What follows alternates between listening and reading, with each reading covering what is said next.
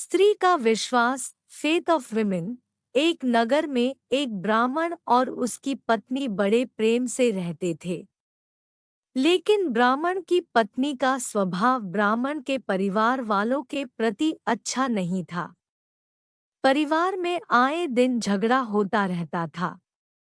रोज रोज के कलह से परेशान ब्राह्मण ने अपनी पत्नी के साथ कहीं दूर जाकर रहने का फैसला किया। वह अपने परिवार को छोड़कर अपनी पत्नी के साथ यात्रा पर चला गया। यात्रा बहुत लंबी और थका देने वाली थी। बीच रास्ते में जब ब्राह्मणी को प्यास लगी तो ब्राह्मण ने उसे एक पेड़ की छाया में बिठाया और खुद पानी लेने चला गया। जलाशय दूर होने के कारण उसे वापस आने में थोड़ा समय लगा।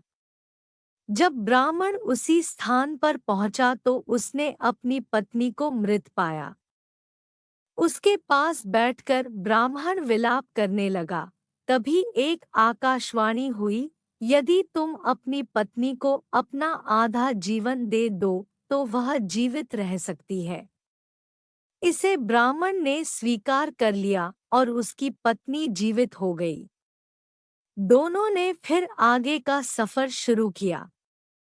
चलते चलते वे दोनों एक नगर के द्वार पर पहुंचे।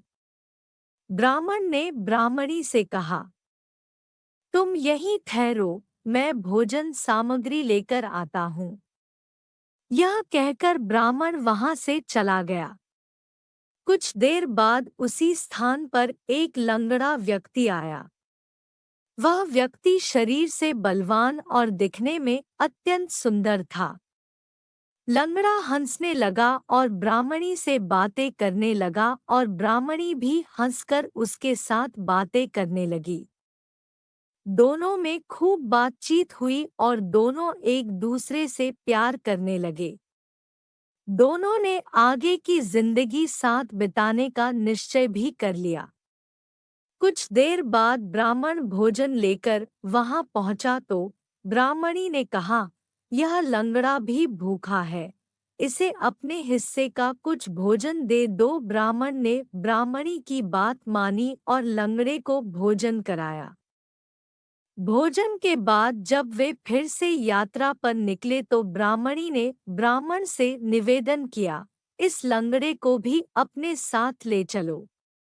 जब भी तुम कहीं जाते हो तो मैं अकेली रह जाती हूँ। यह मेरे साथ रहे तो मेरा अकेलापन भी दूर हो जाएगा और रास्ता भी आसानी से कट जाएगा। ब्राह्मण ने कहा, हमें अपना सामान उठाने में कठिनाई हो रही है, तो हम इस लंगड़े आदमी का भार कैसे उठाएंगे? ब्राह्मणी, हम इसे अपने पिटारे में रख लेंगे। ब्राह्मण को ब्राह्मणी की बात माननी पड़ी। अब वे तीनों आगे की यात्रा पर निकल पड़े। यात्रा के दौरान जैसे ही ब्राह्मणी और लंगड़े को मौका मिला, उन्होंने ब्राह्मण को एक कुएं में धकेल दिया। उन दोनों ने समझा कि ब्राह्मण मर गया है और वे दोनों नगर की ओर आगे बढ़े। नगर के बाहर प्रवेशद्वार पर कर वसूलने के लिए चौकी बनाई गई थी। जब कर वसूल करने वाले सैनिकों ने ब्राह्मणी का पिटारी खोला तो उन्हें उसमें एक लंगड़ा व्यक्ति मिला।